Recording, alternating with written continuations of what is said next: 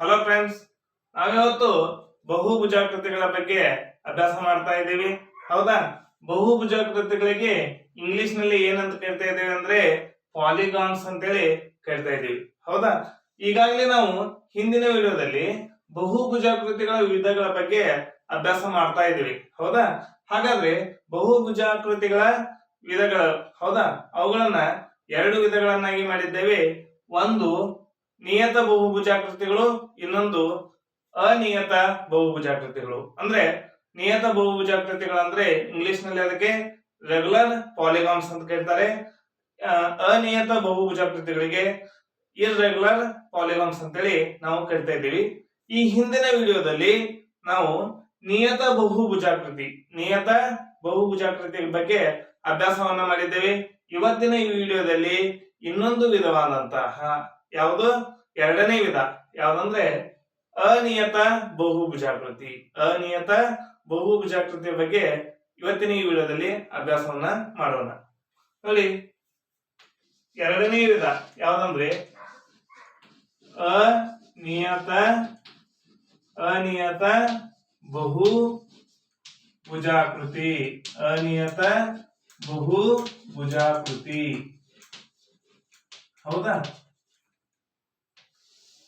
ಮೊದಲನೇದಾಗಿ ಅನಿಯತ ಬಹುಭುಜಾಕೃತಿ ಅಂದ್ರೆ ಏನಂತೇಳಿ ಇದರ ಒಂದು ಡೆಫಿನಿಷನ್ ಅನ್ನ ತಿಳಿದುಕೊಳ್ಳೋಣ. ಡೆಫಿನಿಷನ್ ಅಂದ್ರೆ ವಾಕ್ಯ. ಹೌದಾ? ಹಾಗಾದ್ರೆ ನೋಡಿ, ಅನಿಯತ ಬಹುಭುಜಾಕೃತಿ ಅಂದ್ರೆ ಒಂದು ಆಕೃತಿ, ಒಂದು ಚಿತ್ರ, ಆ ಚಿತ್ರದಲ್ಲಿರುವಂತಹ ಬಾಹುಗಳ ಉದ್ದಗಳು ಬೇರೆ ಬೇರೆ ಆಗಿರುತ್ತವೆ ಮತ್ತು ಅವುಗಳ ಒಂದು ಒಳಕೋನಗಳ ಅಳತೆ ಬೇರೆ ಬೇರೆ ಆಗಿರುತ್ತದೆ. ಅಂತಹ ಒಂದು ಚಿತ್ರಗಳನ್ನ, ಆಕೃತಿಗಳನ್ನ ನಾವೇನಂತ ಕರಿತೇವಿ? ಅನಿಯತ ಬಹುಭುಜಾಕೃತಿ ಅಂತೇಳಿ ಕರಿತಾ ಇದ್ದೀವಿ. ಹೌದಾ? ನೋಡಿ, ಬರೆಯೋಣ. ಒಂದು ಆಕೃತಿಯಲ್ಲಿನ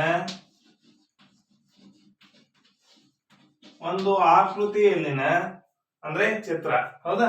ಒಂದು ಆಕೃತಿಯಲ್ಲಿನ ಏನು ಬಾಹುಗಳ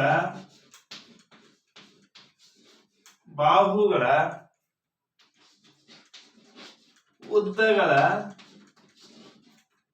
ಅಳತೆ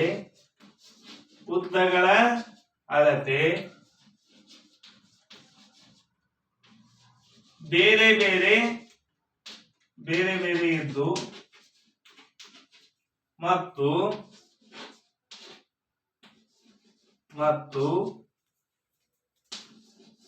ಆ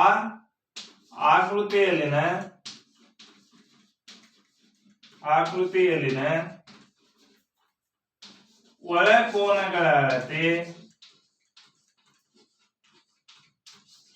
ಒಳಕೋನಗಳ ಅಳತೆ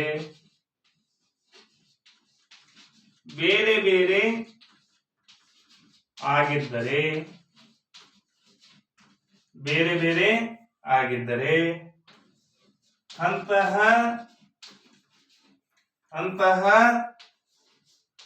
ಆಕೃತಿಗಳನ್ನು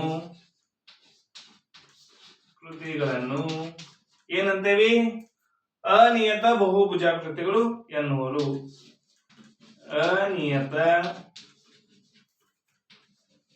ಬಹುಭುಜಾಕೃತಿಗಳು ಎನ್ನುವರು.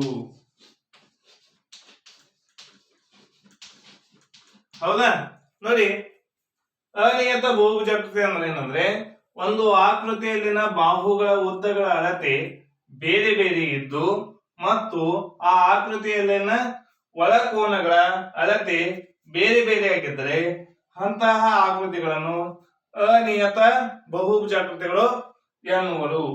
ಉದಾಹರಣೆ. ಹೌದಾ? ಉದಾಹರಣೆ ಯಾವ್ದಂದ್ರೆ ಆಯತ. ನೋಡಿ, ಆಯತದ ಒಂದು ಚಿತ್ರವನ್ನು ನಾವು ಬಿಡಿಸೋಣ. ಇಲ್ಲಿ